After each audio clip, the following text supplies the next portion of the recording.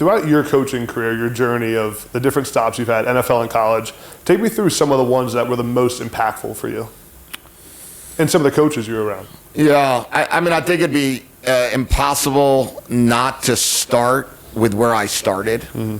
I went to the University of Florida for one reason, and one reason only, and that was I wanted to coach football, and I wanted to learn football through Steve Spurrier's eyes.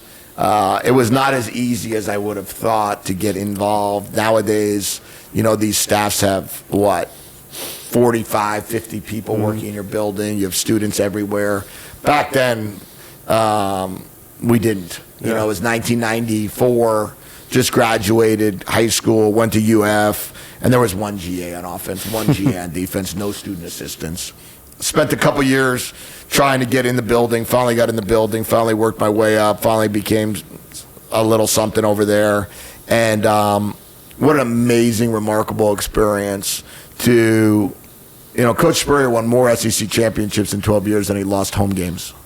That's wild. So from 1990 to 2001, he won 7 SEC championships and lost 6 home games, which is one of the most wild stats of all time. It's insane. So to be around that and to see that and to see how he did it and to see how he coached the team and was just something that will stick with me forever.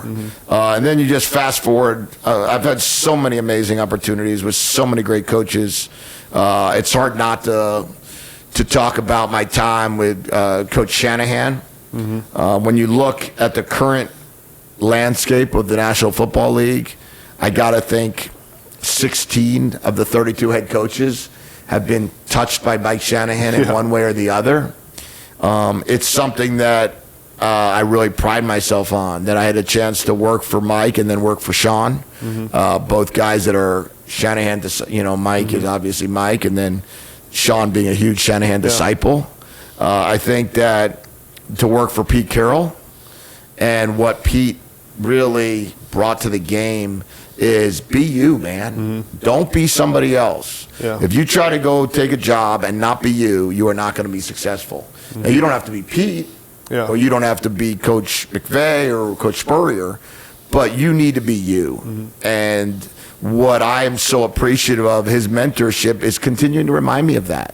Like, I'll get some random emails or text messages from him, and I'll get a call, and kind of a reminder, of being you. And then, going through the journey and being around some great coaches and different places, and finishing up my career, the last 2 stops with Sean at LA and going to a Super Bowl. I was in the NFL 13 years, never went to a Super Bowl, got there in 2018, lost to the Patriots. And I'll tell you a funny story. So we lose to the Patriots. That's not the funny story. We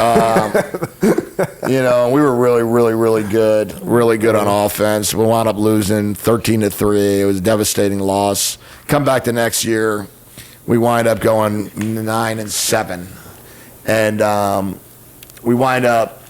Coach Belichick calls me up. We're on vacation day after the season's over, and offers me an opportunity to go work for him as a quarterback coach. And it just felt like, how do you say no to that, right? So I tell my kids, my kids were 8 and 10 at the time, or 8 and 11. I call them in, I'm like, if you want to take ownership of your health, try AG1 today and get a free 1-year supply of vitamin D and 5 free AG1 travel pack with your first purchase by going to drinkag1.com/nextup. They love California. So I buy all these cookies with Patriots things on them, and I'm like, what do you girls think?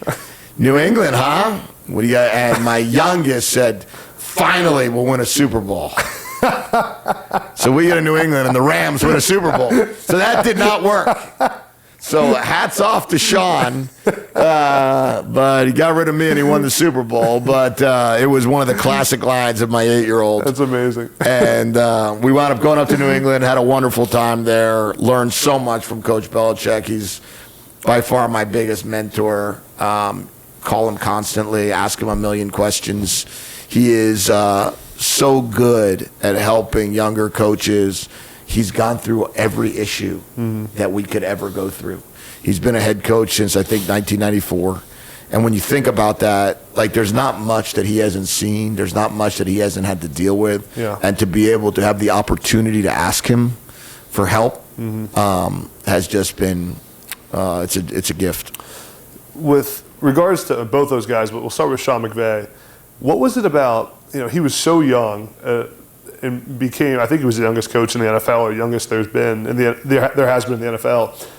What was it about him that was able to command the respect, that was able to manage the organization? What did you learn and take from him? He's still the youngest coach in the NFL. Is he He's still? been there 6 years. Going into his 7th year, he's still the youngest coach in the NFL. It's one of the greatest stats. Actually, one of the greatest unknown stats. He got hired at 30. Yeah, got hired at 30 and took over a team that was, I believe, 4-12 or 3-13, maybe 4-12, and went to the playoffs in his first year.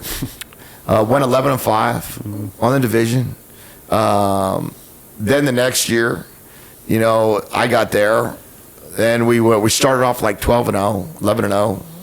Went 13-3. Went to the Super Bowl that year. Next year, we had a bunch of stuff that happened to the team. Went 9-7. Next year, went back to the playoffs and then Super Bowl. The guy's a phenomenal football coach. Phenomenal. But everyone likes to say it, but he's a better person. He is a better person. He is so genuine and cares so much about people that's the difference between just being a brilliant football mind, where some people would say, oh, this 30-year-old, he's brilliant, or 35-year-old, he's brilliant. But where Sean separated himself and allowed himself to become a great head coach at 30 is he has humility. Mm-hmm.